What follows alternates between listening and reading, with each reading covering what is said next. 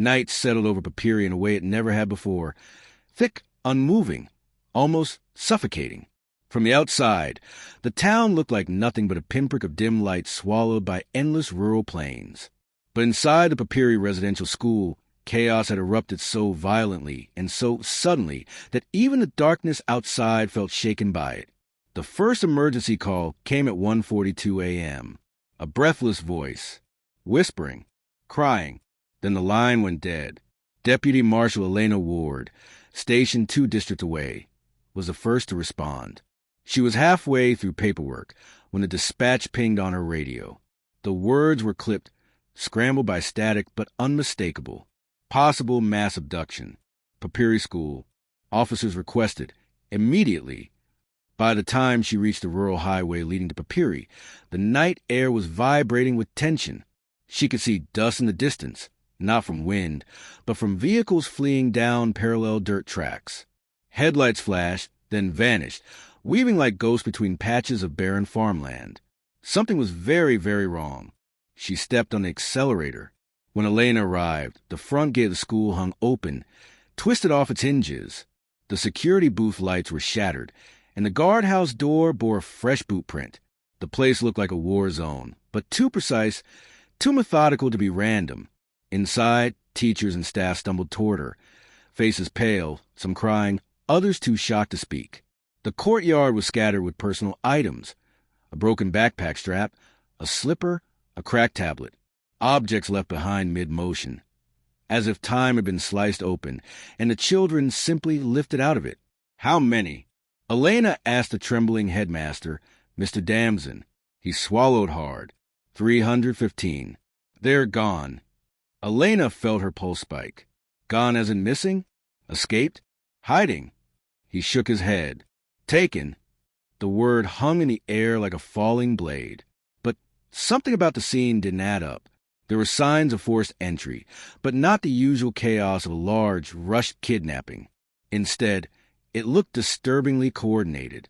Whoever did this had moved with military efficiency, in and out with hundreds of children in under an hour. Elena swept her flashlight through the main dormitory. Bunk beds overturned. Curtains ripped. A faint smell of diesel and something metallic. Maybe blood, maybe machinery. Her beam landed on a smear of black dust across the floor. She knelt, touched it gently.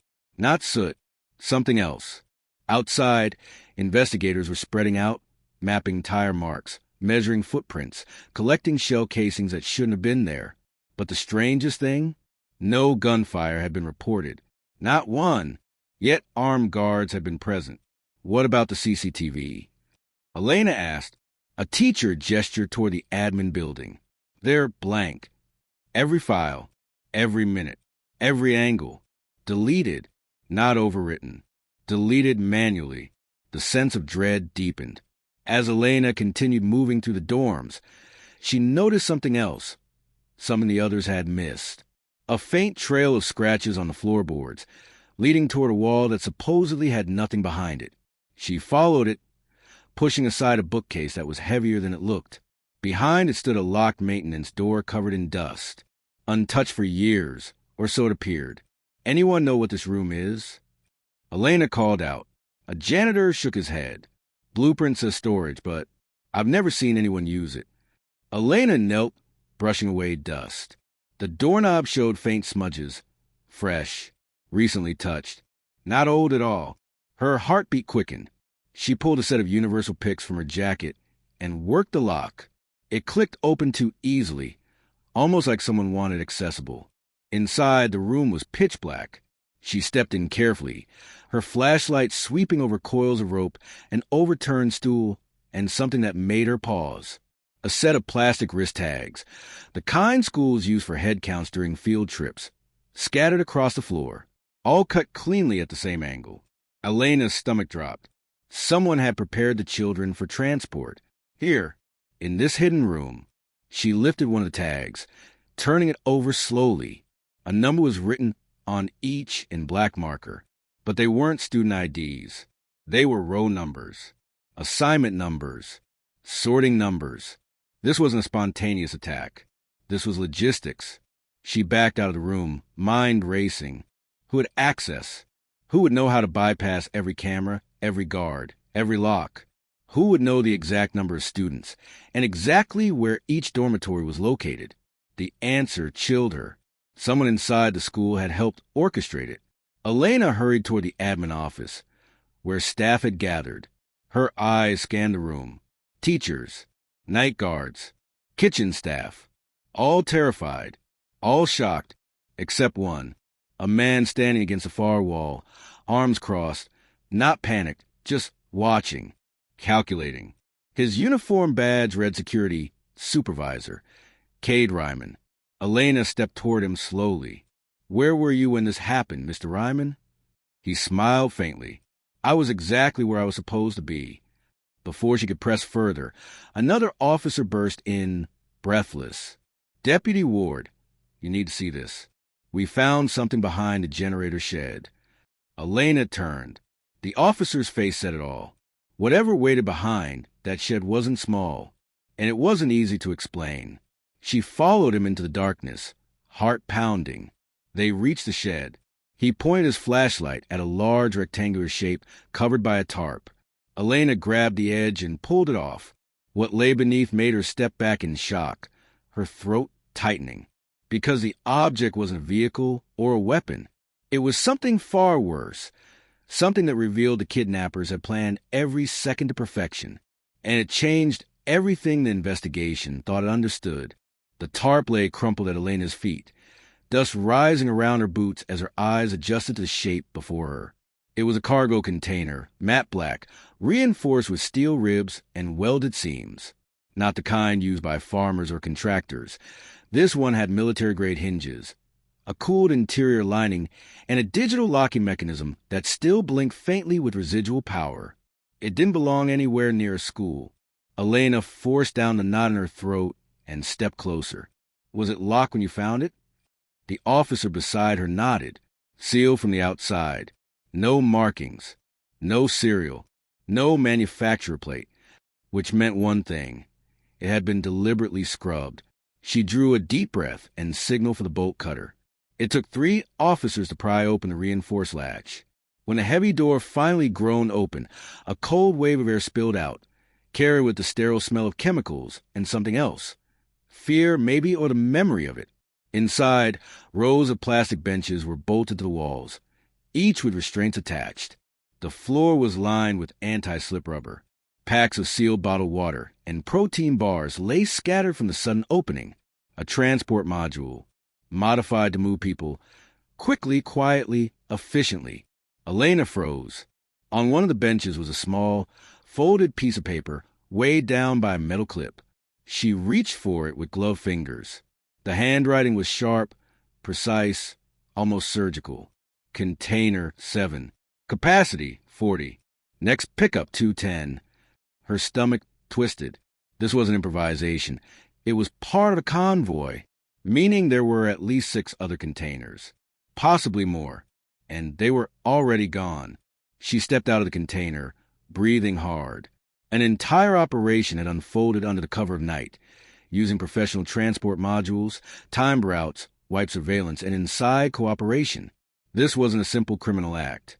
This was a system, designed, practiced, executed. Elena stormed back toward the admin building, her flashlight cutting harsh lines across the courtyard. She found security supervisor Cade Ryman where she'd last seen him, still leaning casually against the wall like none of this involved him at all. "Ryman," she said sharply, "tell me about Container 7. His eyes flickered just slightly, enough for Elena to read it. Recognition, fear, or maybe calculation. "I don't know what you're talking about," he said. She stepped closer. "Let me rephrase. Tell me why a military-style human transport container is parked behind your generator shed." The surrounding staff went still. Ryman looked from one face to another, then back at Elena. His jaw tightened. "I think I should have a lawyer," he said, which, ironically, was the most incriminating thing he could have said. Before she could respond, another officer sprinted into the courtyard. Deputy Ward. "Dispatch just got a report from the Western Ridge. Someone found a trail of tire ruts leading off the main road. Fresh ones." Elena straightened instantly. From heavy vehicles? Yes, multiple. Ryman's face shifted again, not fear this time, but something cold, resigned, almost grim. He pushed off the wall and took one step toward her. "You're not going to catch them," he said quietly. Elena felt the temperature around her drop a degree. "Why don't you tell me who them is?" He opened his mouth. But before he could speak, a sudden burst of noise tore through the night. The shattering crack of an explosion somewhere near the school perimeter. The ground vibrated under Elena's feet, dust falling from the rooftop tiles. "Everyone move," she shouted. The officers scattered, students and teachers huddling inside the hallway. Elena sprinted toward the source of the blast, the west wall, where a patrol unit had been inspecting tracks. Smoke curled upward, illuminated by flames licking at the night sky. One of the patrol vehicles was engulfed, its frame twisted, windows blown out. A targeted detonation. Remote. Planned. Someone didn't want the police following those tracks. Medical teams rushed in, pulling survivors from the chaos. Elena scanned the darkness beyond the broken wall. The dirt road stretched out for miles, empty, quiet, deceptively peaceful. But then her light caught something near the base of the wall. A footprint. Deep, heavy. Someone had stood here, recently, to trigger the device. And next to it, a torn scrap of fabric snagged on a broken brick. Dark gray, not from school uniforms, from a tactical vest. Elena bagged it quickly. She turned to the nearest officer. "Where's Ryman?" The officer's expression collapsed. "He's gone. We lost sight of him during the explosion." Of course he had. Elena felt her pulse spike. Ryman hadn't been shocked by the kidnapping. He'd been waiting for something, possibly coordinating with someone outside the school. She radioed command. "Be advised. Security Supervisor Ryman may be involved. Issue an alert." As the chaos settled into grim routine, Elena made one more pass around the blown-out perimeter. Her flashlight landed on something farther out in the brush, the metallic glint of a discarded tablet. She wiped the dirt and powered it on. A single offline file flashed on the screen, a manifest, but not for the children, for the containers. 1 to 6, dispatched. 7, missed extraction. 8 to 10, holding for secondary load. There were more containers coming. The operation wasn't finished. The kidnappers weren't done. And Ryman, wherever he had disappeared, wasn't running away. He was running toward someone waiting for him. The command center was buzzing by dawn, but Elena Ward felt none of the warmth of morning. The sunlight only revealed the magnitude of the night's devastation. Scorched earth near the perimeter, shattered windows, teachers huddled in blankets, investigators pacing with clipboards and radios, and 315 missing children. The search for Ryman stretched outward into flatlands, drones combing the terrain, officers scanning abandoned barns and dirt tracks. But Elena knew he wasn't hiding randomly. He had a destination, a rendezvous point, something the manifest hinted at. Containers 8 to 10. Secondary load. That meant the operation wasn't just a kidnapping. It was a pipeline. And the next phase hadn't begun yet. She spread a map across the hood of a patrol truck. Tire ruts from the initial convoy headed west. But the explosion at the perimeter suggested diversion. The attackers wanted police looking in the wrong direction. Elena drew a line south, toward a stretch of wetlands flanked by tall reeds and winding trails. Remote, unmonitored, and perfect for covert cargo transfers. Then her radio crackled. "Deputy Ward, we got motion sensors tripped near the southern marsh route. Single figure, moving fast." "Ryman." Elena grabbed her gear and raced toward the marsh road. The wetlands were a maze of mist and mud, the tall grasses swaying like restless hands. Birds burst from the reeds as Elena advanced. Her boots sank slightly in the damp earth, and the air smelled of algae and diesel. She found footprints, size 11, deep stride, the same tread pattern she saw at the blast site. Ryman's. She followed them to a clearing where the grasses flattened in a wide circle. Something heavy had been here recently. A vehicle with off-road suspension. The tracks led toward a dilapidated boathouse near the water's edge. Elena approached silently, gun drawn. Inside, the boathouse smelled of old wood and gasoline. Paddles hung from skewed nails. A single-engine boat was tied to a post, bobbing softly in the dark water. But the true shock waited at the back wall. A second cargo container, painted in the same matte black as the one behind the school. Container 8. Its lock was still sealed. Elena stepped toward it. The cold air spilling from its vents meant the generator inside was still running. But before she could even touch the latch, a voice broke the silence. "You shouldn't be here, Deputy." Elena spun around. Ryman stood at the doorway, hands raised, unarmed, but calm in a way that unnerved her. His clothes were splattered with mud, and his expression was neither fearful nor hostile, just resigned. "Move away from container," Elena said. Ryman obeyed, stepping aside. But his next words chilled her. "It's empty." Elena narrowed her eyes. "Then why are you here?" He took a breath. "Because this is where it ends for me." "What does that mean, Ryman?" He hesitated, the first crack in his composed facade. "You think I'm running to them," he said quietly. "I'm not. I'm running away from them." Elena stared at him, confused. Ryman continued, voice trembling now. "I was recruited months ago. Threats, money, promises. They planned this for a year. But I didn't know the scale. I thought it was going to be a show of power. A small take. Something negotiable." Elena's heartbeat quickened. "And when you realized it wasn't small?" Ryman swallowed. "When they started marking the containers by capacity. When they told me there would be 10. When they said the first convoy was only half the operation." Elena kept her weapon steady, but her chest tightened. "Where are the children, Ryman?" He shook his head slowly. "Already moving. Too many hands. Too many routes. By now, the first convoy has passed the borders." It was a punch to the stomach. Elena's grip tightened. "But," Ryman said, raising one trembling finger, "there is a way to stop the second convoy. Containers 8 to 10. They're gathering at a staging point. Remote. Hidden. I can take you there." Elena hesitated. This could be a trap, or the only break they had. "What's the catch?" she asked. Ryman looked at her with hollow eyes. "You won't have backup. And once the second convoy realizes Container 8 didn't depart, they'll vanish. Permanently." Before Elena could reply, the ground trembled. A low rumble approached from the distance. Engines, several of them, coming fast. Ryman's face drained of color. "They're early." Elena moved a window and saw it. 3 armored trucks emerging through the marsh road, headlights slicing through fog, tires crushing reeds beneath them. Containers 9 and 10. It was now or never. Elena pressed a radio. "All units. I've located the secondary convoy. Coordinates transmitting. Converge now." But the radio only hissed. Ryman shook his head. Signals jammed. They always jammed signals before a pickup. The trucks rolled closer, brakes hissing as they halted outside the boathouse. Voices barked orders. Boots hit the ground.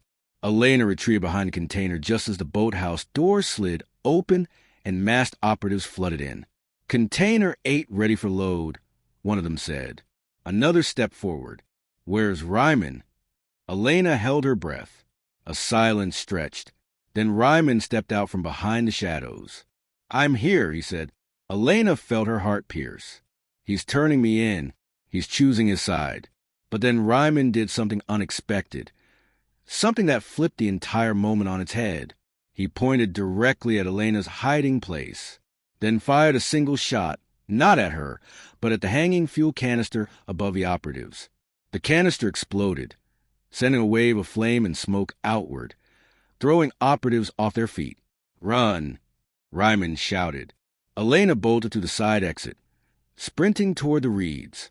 Behind her, chaos erupted, gunfire shouting the crackle of flames. She didn't know if Ryman survived. She didn't know if officers were on their way. She didn't know if she was seconds from being caught. But she ran. And when she reached the marsh road, she looked back to see one of the armored trucks trying to flee the explosion. Elena raised her weapon and fired at the driver's side. The truck veered, crashed into the water, and sank almost instantly, taking Container 9 with it. Sirens finally pierced the air in the distance. Backup was coming, but so were the consequences. Hours later, as dawn broke again, investigators pulled the wrecked remains of Container 9 from the marsh. It was empty, scheduled to be loaded, not yet filled. Container 8 was secured. Container 10 vanished into the wilderness before units arrived. Of the 315 missing children, none had yet been found. And Ryman, if he had survived, left no trace. Elena stood at the water's edge, mud on her boots, smoke still rising from the wreckage. The case was far from over. The network behind the abductions was bigger, deeper, and more organized than anyone expected. As she stared at the horizon, her phone buzzed. An encrypted message. Unknown sender. This isn't over. Look for Container 11. Elena's breath caught in her throat. There weren't supposed to be 11. The screen blinked again.